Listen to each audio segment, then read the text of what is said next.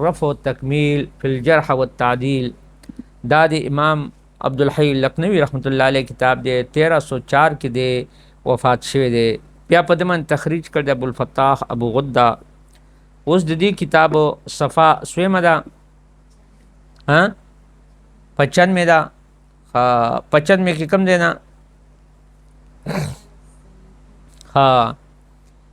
بسم الله الرحمن الرحیم، صفحه نمبر 95، الرفع والتکمیل.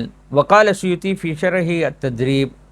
امام سیوطی رحمت الله علیه په شرح تدریب کې وی و مقابل الصحیح اقوال، دیوی په مقابل د صحیح کې اقوال دي.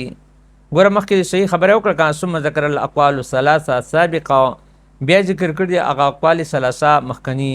وقال فی قول ثانی، په قول ثانی کې ویلي نقله امام الحرمین والغزالی والرازی، چې هغه نقل کړ د امام الحرمین جوینی او امام غزالی او امام رازی په مخصول کې، انتها.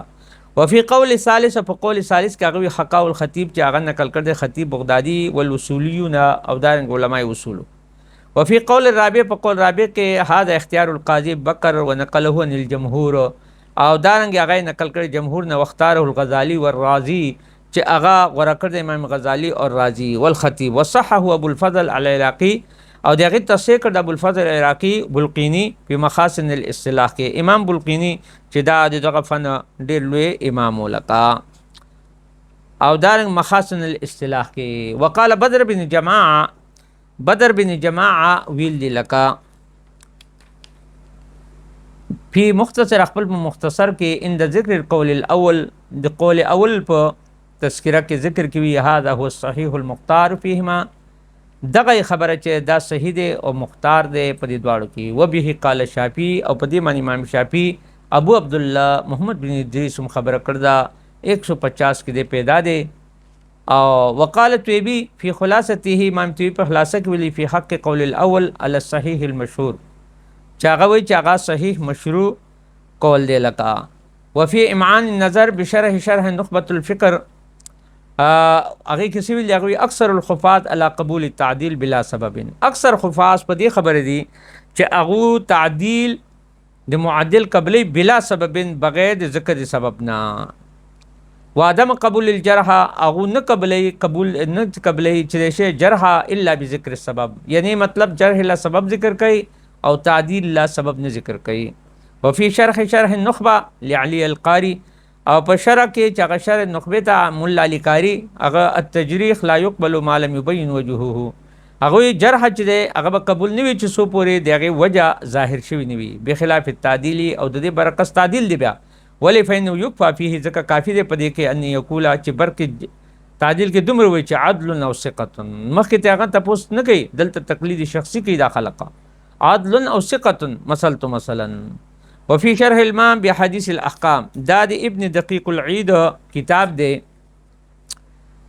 بعد ان يوثق الراوي من جهه المذقين قد يكون الجرح مبهما فيه غير مفسر، پس د اغینا چې توثیق د راوی شي من جهه المذقين، تزکیه کوونکو دی طرف نه، تزکیه کوونکو د راوی توثیق کو نو قد يكون الجرح مبهما فيه، کله کله جرح پاک مبهم وي غیر مفسر وي. مبهم څه مطلب چې هغه تفسیر نه شي، وي ضعیف ته، نو څنګه چې منصح پوچا ضعیف کړي، ولی ضعیف ته وجه خوخه، یا مطلب دا دی آی شیعه دی یا روافض نه دی یا د خوارج نه دی یا د اهل سنت جماعت نه چې دی، یعنی هټ کر کې دی سمجھ دا. و مقتضى قواعد الاصول عند اهله، او دارنګ چې دی کله کله څه چل کوي، یعنی و مقتضى قواعد الاصول، او د قواعد اصول په تقاضا مطابق عند اهله، او د اهل اصول په نسبانه کې انه لا يقبل الجرح الا مفسرا، هغه جرح به قبول نه وي مگر تفصیل سره وجب خای کنه. وفي شرح صحیح مسلم لنووي لا يقبل الجرح الا مفسر مبين السبب، هغه کې وایي چې جرح به قبول نه وي مگر په صورت کې چې هغه مفسر وي مبين السبب وي، سبب معلوم لك. وفي كشف الاسرار شرح اصول البزدوي، باقی کی وی اما تعن فيه من ائمه الحديث فلا يقبل مجملا، بهرها تان پراوی کی د ائمه حدیثنا هغه قبول نشي مجمل، یعنی اجمال په صورت کې به قبول نشي، لکه تفصیل بکاره اے مبهمن، مجمل معنی اے مبهمن خلاف تفسیر دی. بیا یقول چې دا وی هذا الحديث غیر ثابت، دا اوس مجمل دی کنه، او منکر یا منکر دی، او فلان متروک الحديث وجه خو سیدک او ذاهب الحديث، یا د حدیثونه تل دي، او مجروح او ليس بعدل، من غیر ان یذکر سبب تن، بغیر د چې ذکر د سبب د توان نه شو او دغه سوای نو لہذا دا به قبول نوی لکه وهو مذهب عامه الفقهاء والمحدثین، او دا مذهب د عام فقها او دارنګ دي محدثینو د رحمت الله علیهم.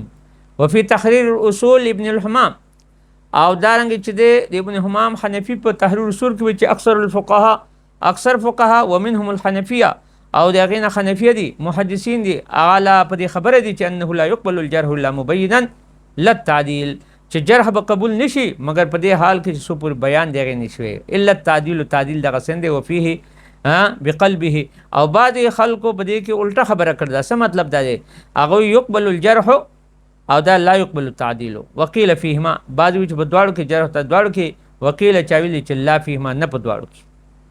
وفي منار شرح فتح الغفار التان المبهم من ائمه الحديث، هغه تان چې هغه مبهم دي ائمه حدیثونه، بیا یقول چې محدث داس وی هذا الحديث غیر ثابت، دي ته تان مبهم وي وجه نه خلی او منکر یا منکر دی او مجروح یا مجروح دی او راوی متروک الحديث دی او غیر عدل دی، نو لا یجرح الراوی، په دې سره راوی باندې جرح نه راځي، فلا يقبل قبول بنوي الا اذا وقع مفسرا، ها کاغه واقع شي تفسیر سره بیان سره بما هو جرح متفق، ها چې جرح وی متفق علیه وی لک هغه جرح هم وي او دارنګ چې سوي متفق علیه وي، نو دا دې پروشو